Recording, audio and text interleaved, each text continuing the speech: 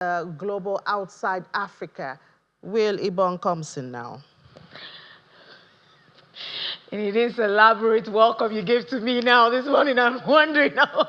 I had to be saying, oh, wow, I'm a great personality. Yes, you are. But seriously, we have a lot of trade, talks going on. We have Vietnam and US, entering another round of talks. But we're going to kick off with Australia. That's, rate cuts. Interest rates is what is, the in thing, especially right today. Do We are you waiting for see an decision. interest rate cut in Nigeria? Well, Next year. maybe not. I don't know. It's maybe a hold stance for me. That's my own. But I don't know. Let's see what the CBN says about it. But Australia's central bank has lowered its benchmark interest rate to 3.85%, its second cut this year and the lowest in 2 years as inflation continues to ease. Now, the Reserve Bank says inflation rates are more balanced, but global economic uncertainty could slow growth.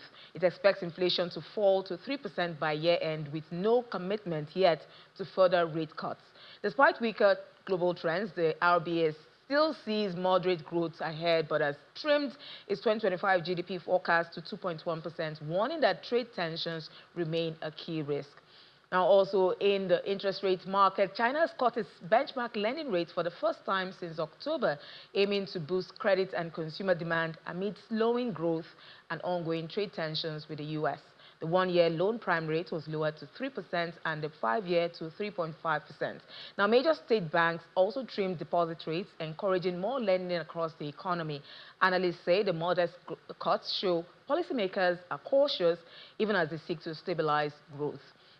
Now, the move follows a 90-day pause in U.S.-China tariffs, but with weak lending and a stagnant housing market, some economists warn that China may still need a larger stimulus to meet its 5% growth target.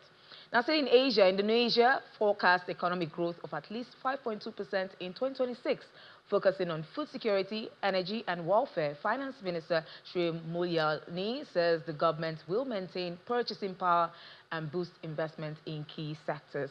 The 2026 budget plans more spending on health, education, and defense, including free meals for students and pregnant women, and modernizing military equipment. But some analysts are skeptical, saying the welfare focus lacks bold reforms. They argue Indonesia needs deeper investment to drive stronger long-term growth.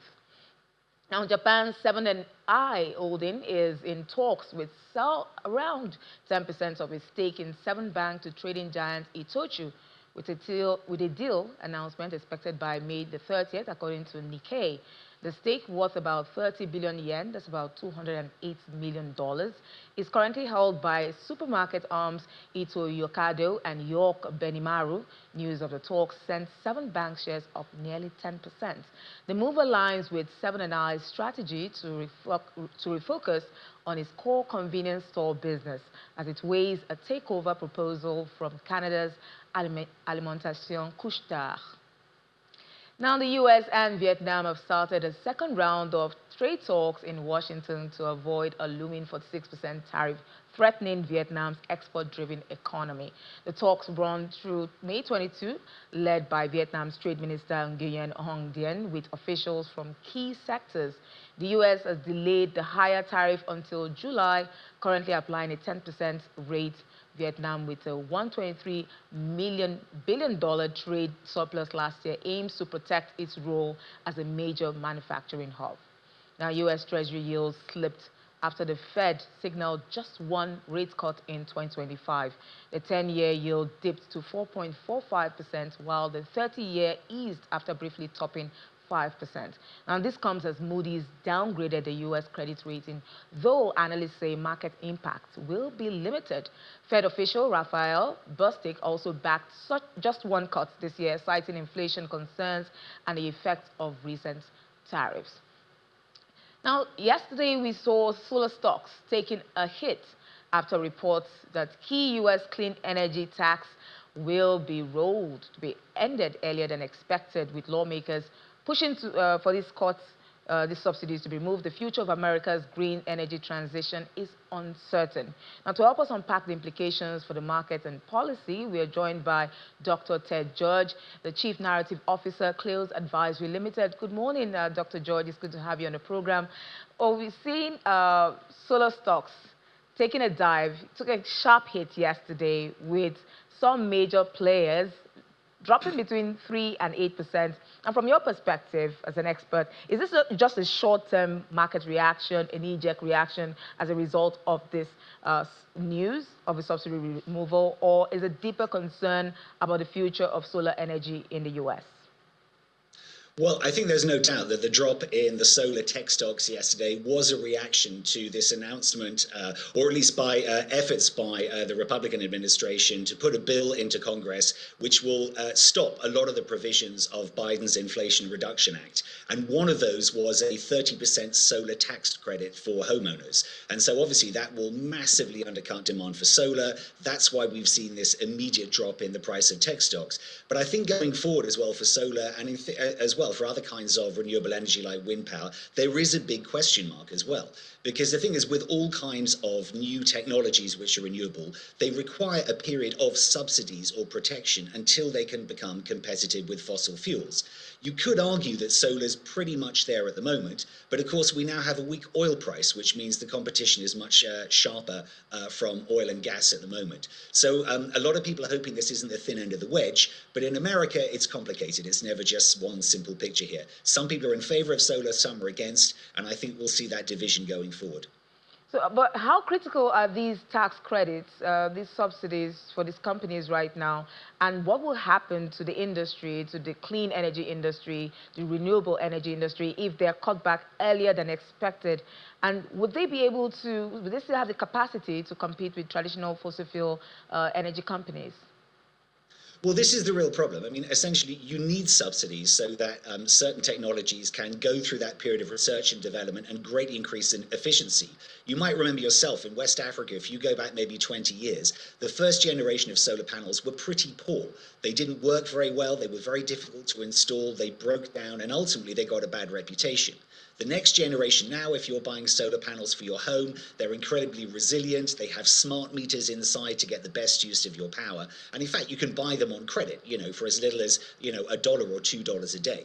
So the truth is that probably in the case of solar power, it doesn't need the same kind of subsidies. But the big issue here in the US is these subsidies were for home owners. You can imagine Americans spend a huge amount of money on their homes. And if you know you're getting a 30% tax break for going for solar, you might as well if you're moving into a new property.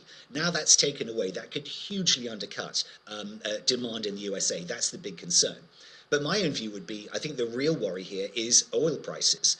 You've only got to go back 2 or 3 years. They were over $120 a barrel. Even at the start of this year, they were around $80 a barrel. We're now down to about 65. That's making it really difficult for solar and wind to compete. Whereas before, when oil was much higher, they actually came in much cheaper. So I think the real concern here is if we see countries like Saudi Arabia massively increasing oil in order to drive down prices, it's going to make the squeeze even tighter on solar energy. So I'm looking at the picture here and I'm wondering how Africa fits into all of this, how they navigate this, especially with the fact that, energy sufficiency, we have a huge energy gap, lacking in Africa. And now that we're seeing prices of oil getting cheaper and solar being cheaper, and the fact that even if oil is cheaper, electricity remains a huge problem. But looking at the big picture for the U.S. administration and the fact that we still depend on the dollar, is this a bigger shift from the clean energy narrative that we've been seeing or hearing for the past few years? Yes, unfortunately so. I mean, I think the Trump administration and their many supporters have made it very clear that they consider clean energy to be the big con, the big scam. They're trying to cut back all kinds of subsidies and all kinds of investment and drill, baby, drill. Bring out more oil, more coal and more gas. It's a disastrous approach. It runs in the face of all of the available evidence of not only global warming, but extreme weather events battering the USA. Even the states who are saying it doesn't exist, and they're getting tornadoes, fires and flooding, which are causing mass destruction. And the thing is, politically, it's a kind of a difficult one for Trump, because the second state with the most solar panels of anywhere in the US is Texas, which is a red state.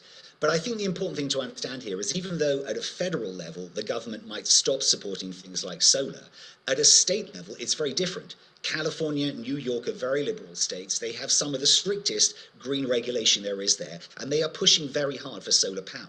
And so I think this fracture that we see in politics in the States, we're going to see again when it comes to renewable energy, with the blue, more liberal states pushing ahead, perhaps even becoming more radical in their moves to net zero, while some of the red states are just going to try and pretend that it's not happening and start focusing again on fossil fuels.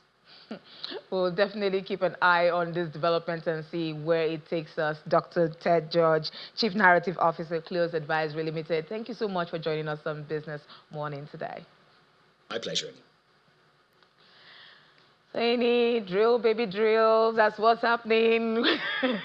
I think we're just going to be moving from solar energy right now to oil, because if solar becomes more expensive than fossil fuel, I don't think this clean, renewable energy transition thing is going to work anytime soon. Yeah, and you see, that's why there are conversations as to, for Africa, let's grow at our pace.